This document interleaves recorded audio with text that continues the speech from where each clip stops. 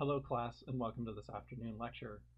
So let's start off with a review of the course. So far we have started off by looking at the way we're locked into our own perspective, and then we showed how our desires carry us beyond ourselves and connect us with the world, and in addition that we intrinsically seek knowledge of the world. We then examined whether and how we can really have knowledge of the world in our unit on theory. And in the fourth unit, we looked at two contrasting but complementary perspectives on how it is that society shapes us and how we're related to society. First of all, that we're completely free to choose what to value and what not to value, and that we're thereby responsible for everyone and everything. Second, that our relationships with others have structure, and we take on the values and identities in these structures by participating in our social roles. So in other words, the identities that we freely take on are defined by the systems in which we are playing a part. In the fourth unit, that is this unit, we're looking at how these social systems fit within the world, the broader natural world, the extent to which the broader natural world shapes our culture, and what aspects of our society either fit or don't fit within the natural world. So let's review Ishmael and the kind of story that we have gone over so far. So first of all, we learned in the opening sections of Ishmael that we hold ourselves and others captive by enacting a story. For example, if one person thinks that they love the other person more, then they start holding both people in that relationship captive. Then we also learned that we assemble stories from many different sources without really knowing, but we make these into a coherent story. We perceive the unity in and through the manifolds. And our belief systems are a little bit like a raft that we strap together made of logs, none of which can hold our weight on their own, but then when they're tied together, they can hold us afloat.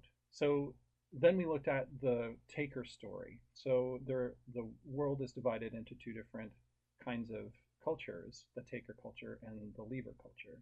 And the taker culture, which is our culture, holds that the world was made for man. We are the pinnacle of creation, and we have elevated ourselves above nature, that nothing comes after us. So we are the outcome of the entire universe in its development. The middle of that story is that the man was made to rule the world, to turn it to our use, to have dominion over it. So this is why we refer to nature as a set of natural resources meant for us to use. We also see this need to conquer in the way that we imagine artificial intelligence or aliens coming to the earth. We imagine them as conquerors, using the world for its resources and destroying everything.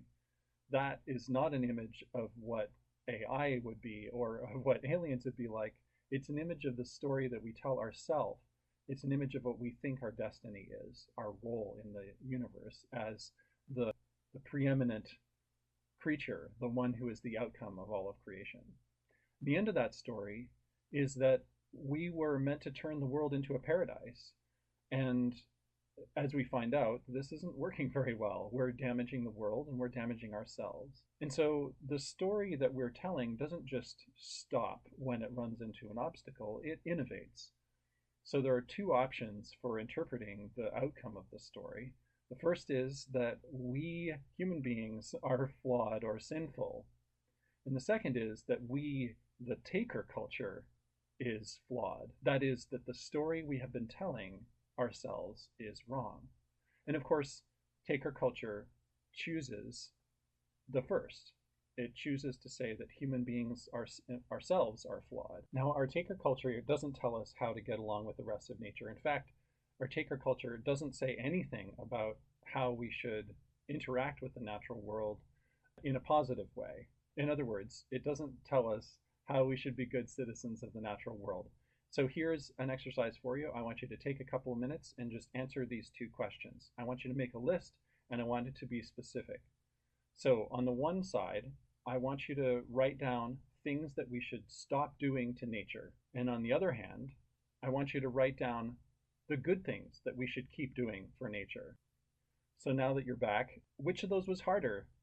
I would bet that it's easy to say the things we should stop doing to nature, and hard to say the things that we should keep doing for nature that benefit nature, because we don't have any conception in our culture of how to serve the natural world. And let me just add that reconceiving the relationship between human beings and the natural world is the single most important thing that we'll be doing in the next couple of centuries. So, our culture has acted all along as though we were exempt from the rules that govern other creatures. So, there's a long tradition of trying to decipher what human nature is like, but the only place that we ever looked was within our own culture. We never took nature as a model for human action. We also, in our culture, never took indigenous societies as a model for human action. Nature has no presence in our society. Again, consider the rights of Mother Earth, the idea that nature should have rights in our legal system. People would laugh at you, and frequently do, in an attempt to reinforce the self-enclosure of our culture. However, when you look at the laws of nature, all the laws of nature appear to apply to us. What does gravity apply to? It applies to all things, but in what way and why does it apply to them? So what we need to do is we need to discern what the phenomena are that a particular law applies to. And once we discern what the laws are. So all these different laws apply to human culture, to Taker culture in particular, and we have to figure out which laws would pertain to the law of life. How is it that we should live? So he engages in a very interesting and detailed discussion of how it is that you go about discerning what the laws are that are governing behavior and action in the world. And he uses the example of gravity. So the first thing we need to do is to look at what phenomena the law applies to. So in this case, in the case of gravity, the phenomena that the law applies to is not things that are colored or things that are flying or things that have perception, even though all of those things do fall under the law of gravity. The law of gravity applies to things insofar as things have mass, and only insofar as they have mass. So if we're going to find out what the law of life is, we need to look at the living community. We need to look at the community of life, not just human beings and not at civilization specifically, but at living things. So Mother Culture objects to this. Our culture objects to the idea that we should look at animals to find out how people should live, because people are not animals, our culture tells us. Animals are beneath us, beneath civilized people anyway. And civilization, the implicit conclusion is beyond the law of life. But because we are subject to all the laws of nature, gravity, aerodynamics, thermodynamics, genetics, and the law of life, we need to figure out what that law is in order to be able to live in the community of life on Earth.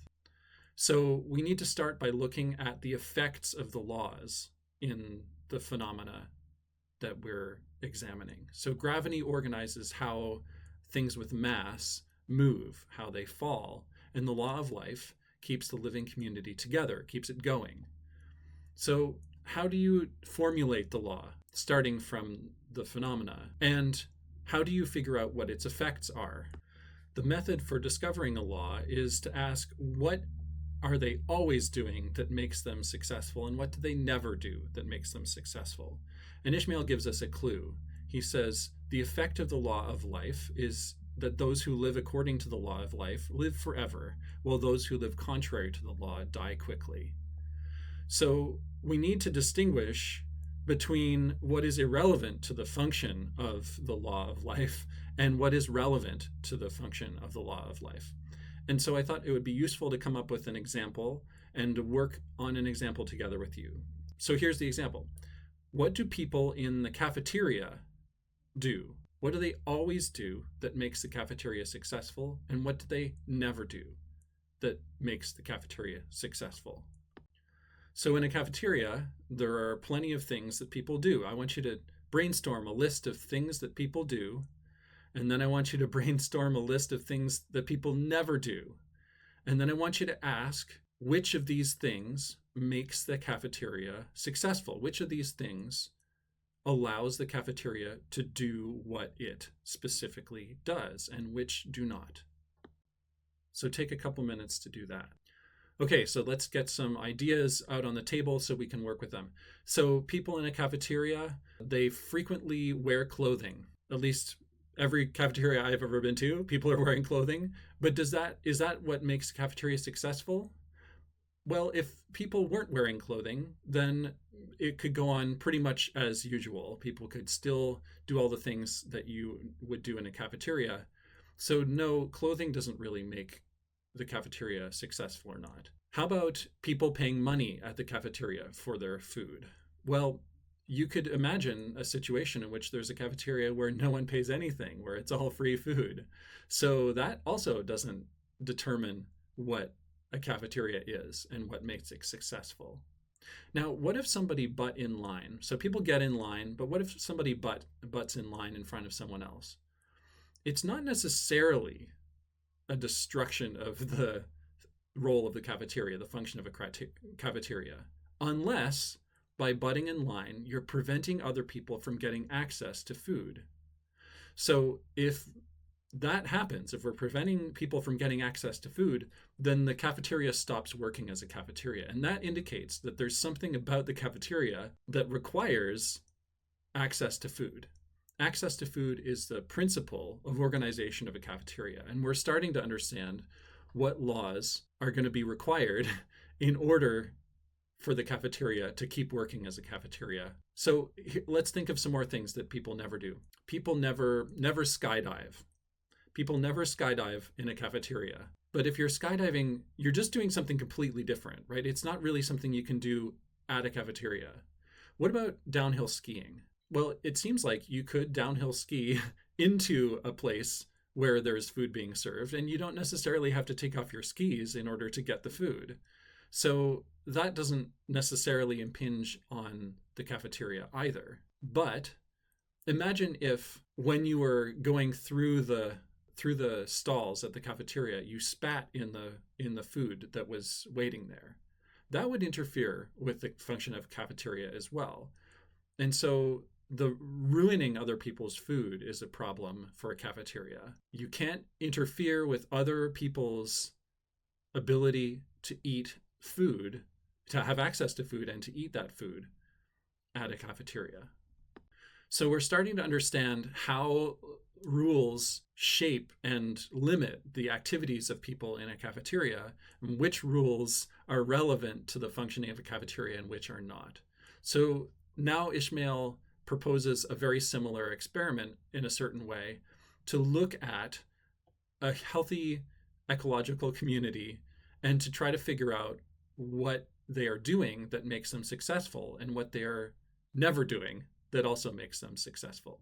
And he describes this community of happy people who he describes as the A's, the B's, and the C's. And nobody is holding anyone else captive, but they all live right next to each other. And they are completely comfortable with that situation, or they are happy to live in that situation because their own food lives next door to them. So the A's eat the B's and the B's eat the C's.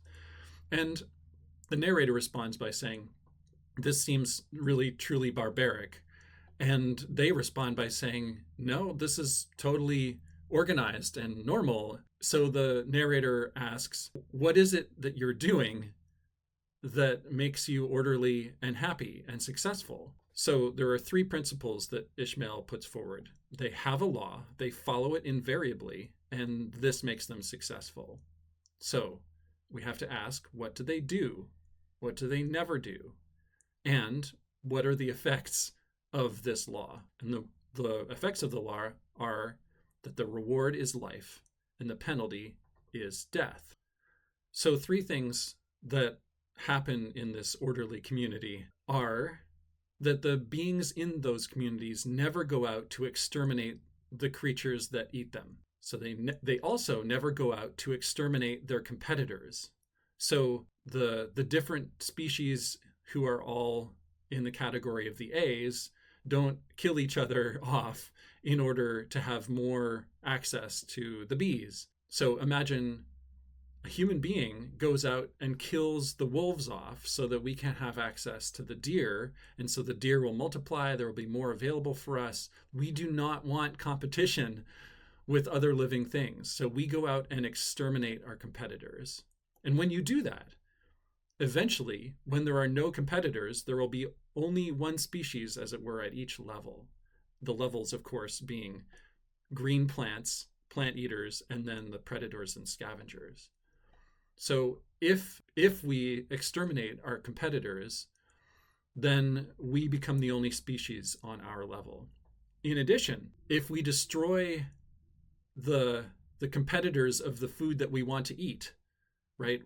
We destroy the brush and the trees and so on that the deer don't like to eat, and we only grow things that the deer do like to eat, then we are starting to eliminate diversity at the level of the herbivores, right?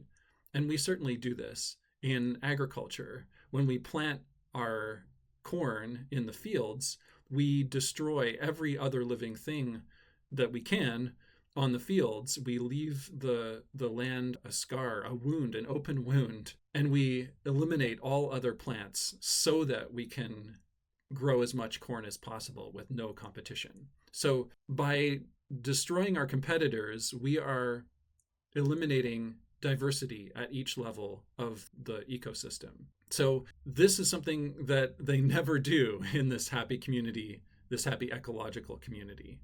And Ishmael formulates this as the law of competition.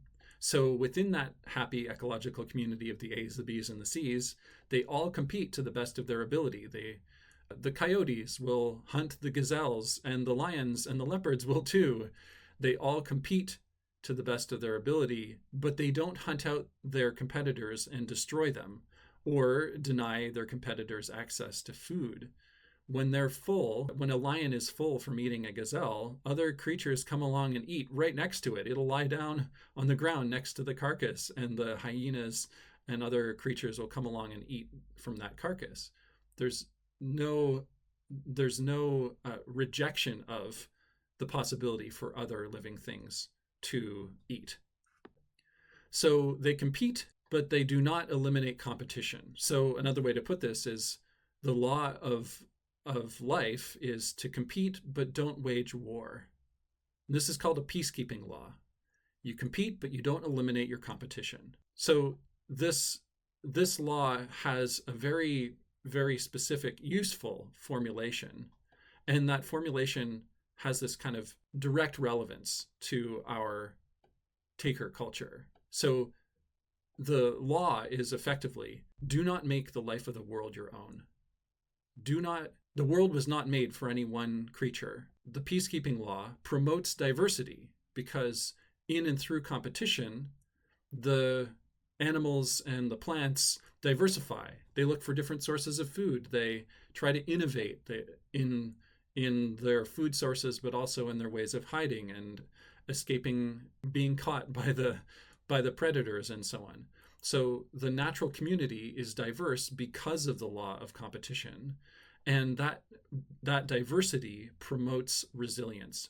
When living things are resilient, when an ecosystem is resilient, there are more ways that it can adapt to any changes in the world, any changes in the climate or in the ecology.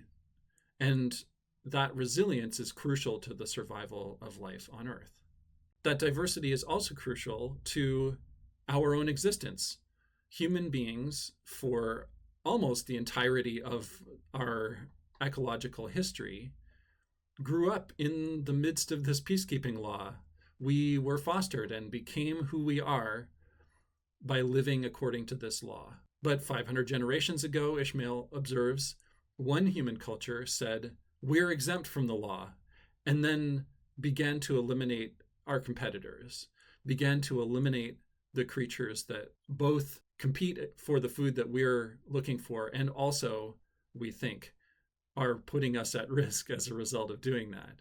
So as soon as we start eliminating our competition and waging war on the natural world, we bring about an enormous ecological transformation. And that has resulted in us That's resulted in our population explosion. It's resulted in the fact that human beings now have more domesticated species by weight. We have more cattle and pigs and chickens and so on by weight than all other mammals on the planet combined. We have seized the world for our own use. We've seized the life of the planet for our own purposes. And of course, when you seize the life of the world and make it your own, then your own population will explode.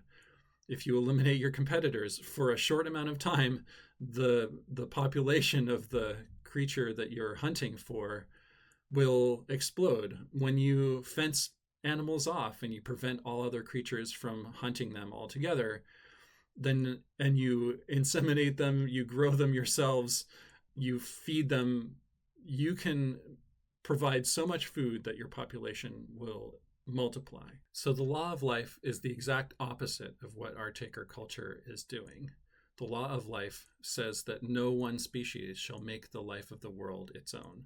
But we clearly act on the premise that the world is made for us.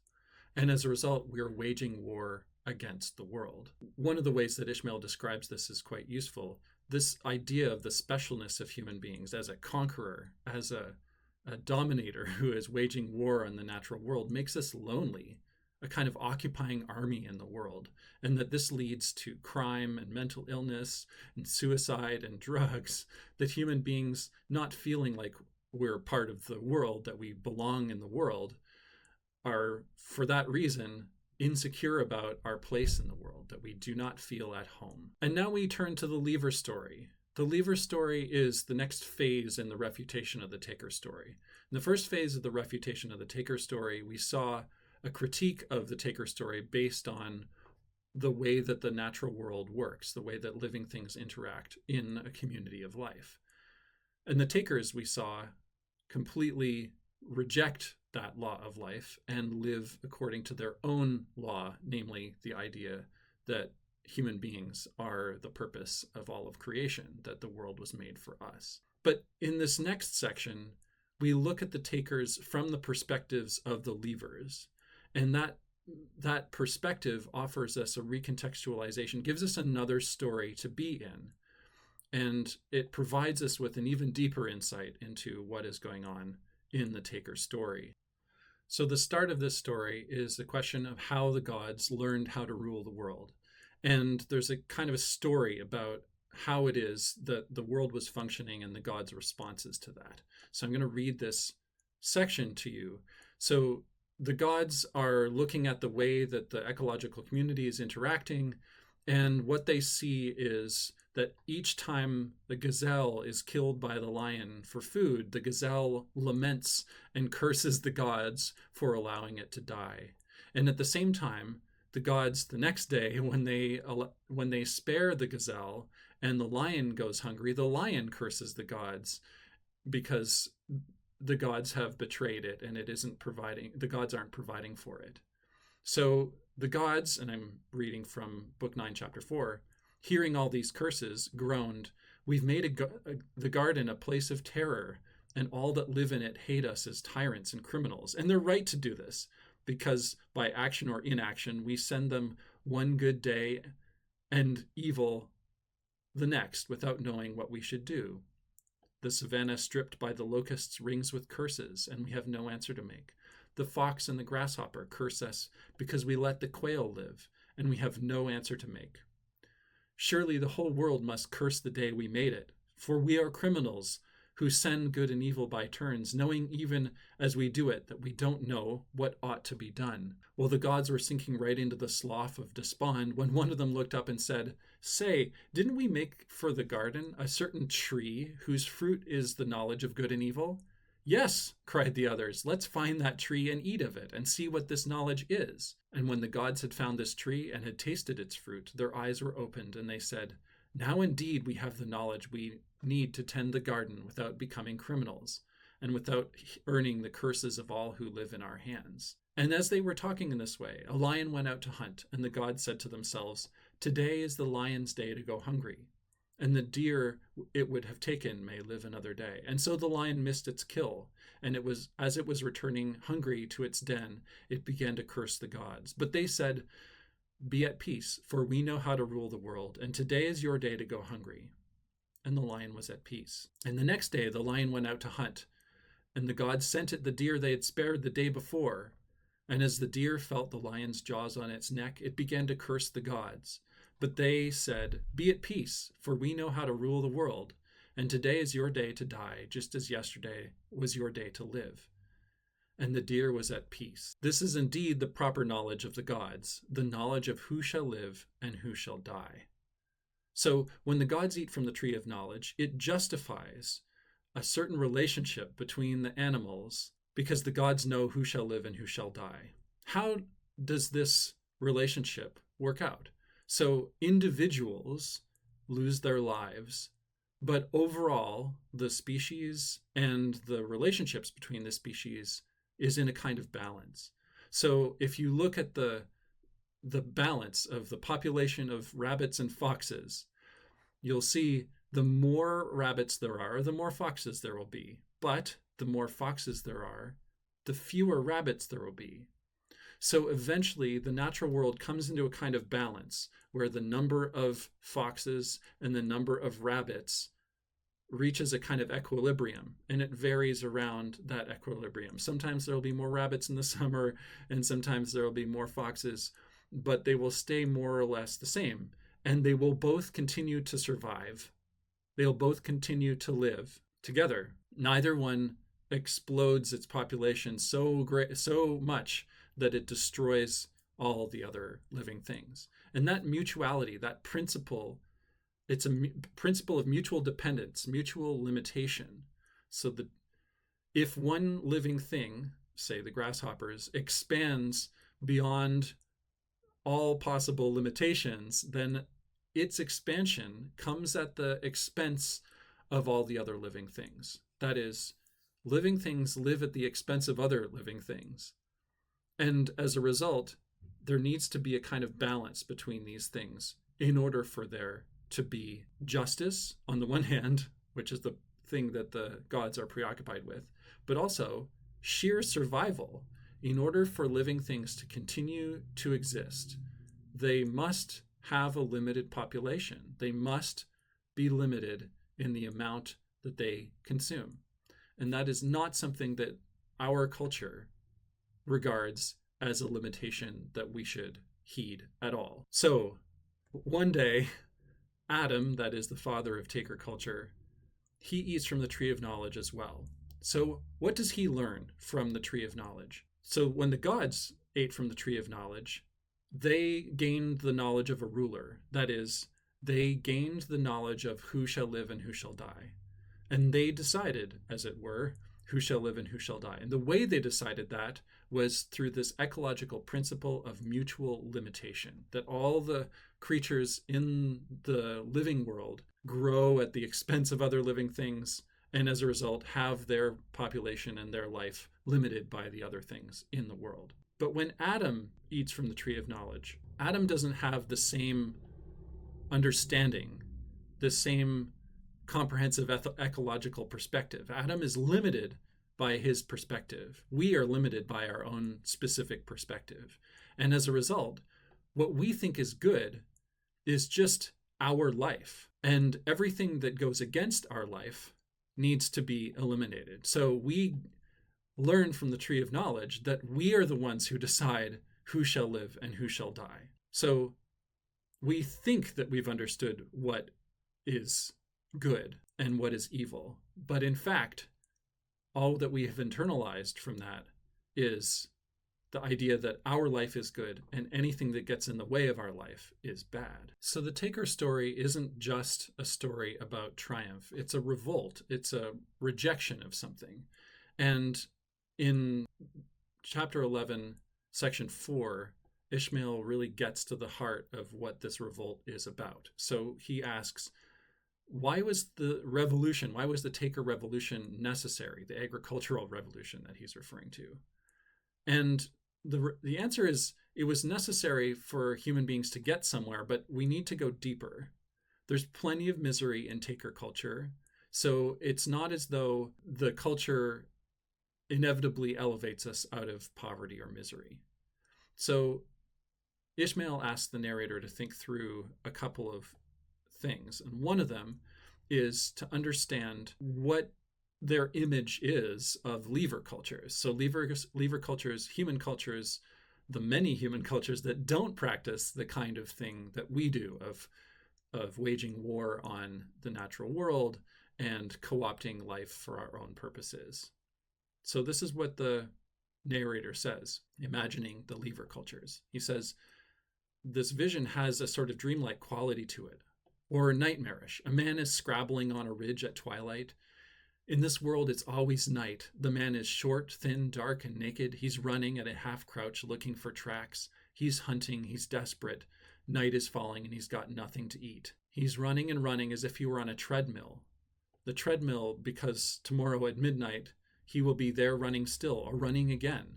But it's more than hunger and desperation driving him. He's terrified as well. Behind him on the ridge, just out of sight, his enemies are in pursuit to tear him to pieces. The lions, the wolves, the tigers. And so he has to stay on the treadmill forever. Forever one step behind his prey and one step ahead of his enemies. So Ishmael responds to this image by saying, the actual life of people in lever cultures is not at all like that. If you go and look at indigenous cultures and the way that they live, it's quite clear that that is not their experience. So he gives an example. He says, I'm sure that you know that in another compartment of your mind, this truth that hunter-gatherers no more live on the edge of survival than wolves or lions or sparrows or rabbits. Man is well adapted to life on this planet as any other species, and the idea that he lived on the knife edge of survival is simply biological nonsense. As an omnivore, his dietary range is immense. Thousands of species will go hungry before he does. His intelligence and dexterity enable him to live comfortably in conditions that would utterly defeat any other primate. So far from scrabbling endlessly and desperately for food, hunter-gatherers are among the best-fed people on Earth, and they manage this with only 2 or 3 hours a day of what you would call work, which makes them among the most leisured people on Earth as well. In his book on Stone Age economics, Marshall Salins described them as the original affluent society, and incidentally, predation of human beings is practically non-existent. We're not the first choice on any predator's menu. So you see that your wonderfully horrific vision of your ancestors' life is just a bit of Mother Culture's nonsense. So what was the taker revolt against if the lever cultures were living so well and so well adapted to living in the natural world just as well as any other living thing? Well, the takers were revolting against the gods. And here's another section from that same chapter. So there's a conversation between taker and lever, and I'm going to paraphrase that conversation.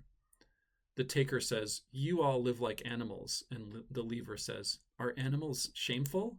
And the taker responds, "You don't have control over your lives or your food." And the lever says, "What does it matter who plants the food? The whole world of life is food. It won't sneak away. If it wasn't full of food, we wouldn't be here." And the taker says, "You could control what grows." And the lever responds, "Why plant what grows on its own? Why would you require hundreds of people working together just to get a yam?" And the taker says, "The problem is that you live at the mercy of the world, at the mercy of the gods. That's not human.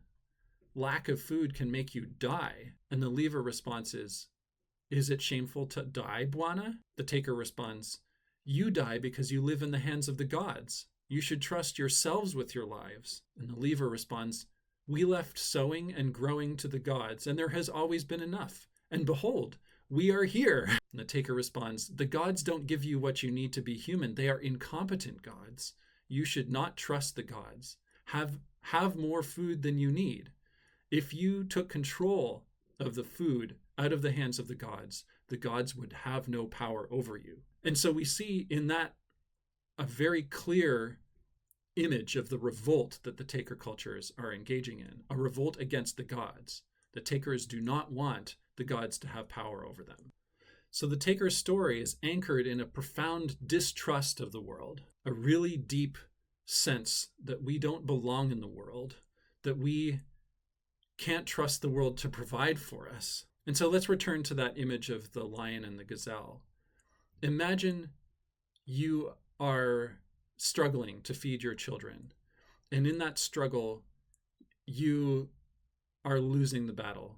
Your children are not getting enough food, and they're starting to waste away from malnutrition, from lack of nutrition. And you're doing everything in your power to feed them. But then imagine if your child dies or your elder dies for lack of food. How do we respond to that? How would you respond to that? Would you say, this is the way the world is? I accept it. We go hungry sometimes. Other living things go hungry other times. Or would you respond by saying, this is an injustice. The world is not good. The gods are bad. I can't trust the world. I can't trust the gods. Take a moment and reflect on that. If your response is distrust, if you think that the gods are unjust, if you think the world is out of order because your child or your elders passed away, that makes you a taker. That feeling of anger and injustice, that rejection of the gods, that is what makes you a taker. So the taker culture is anchored in this feeling of distrust of the world, distrust of the way that the natural world works, and distrust of the processes that provide for us. And lever culture, by contrast, is based in the trust in the world. There are two more concepts I wanted to go through before closing out this discussion of Ishmael. So on the one hand, there's the story of Cain and Abel, which you've all heard of before. Cain and Abel are brothers, so that Cain is a tiller of the soil and Abel is a Semitic herder.